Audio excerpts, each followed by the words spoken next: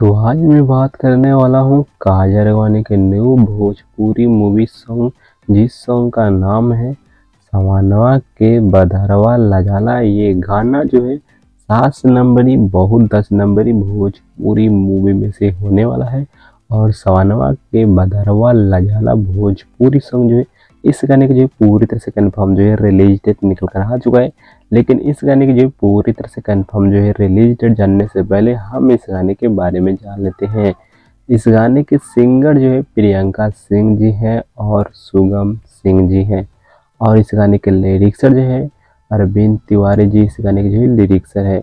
और इस गाने के म्यूजिक जो दिए हैं ओम झा जी इस गाने के जो म्यूजिक दिए हैं। चलिए मैं आप लोगों को बता दूं सवानवा के बधरवा लजाला भोजपुरी वीडियो सॉन्ग जो है कन्फर्म रिलीज डेट।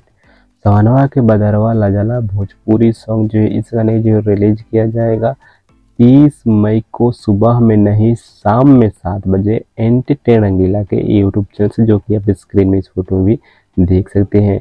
तो अगर आपको ये वीडियो अच्छा लगा तो वीडियो को लाइक कर दे और चैनल को अभी तक सब्सक्राइब नहीं किए हैं तो चैनल को सब्सक्राइब करें। इंटरव्यू ऑल के लिए इस अपडेट्स के लिए बाकी मिलते हैं किसी और वीडियो में, तब तक के लिए बाय।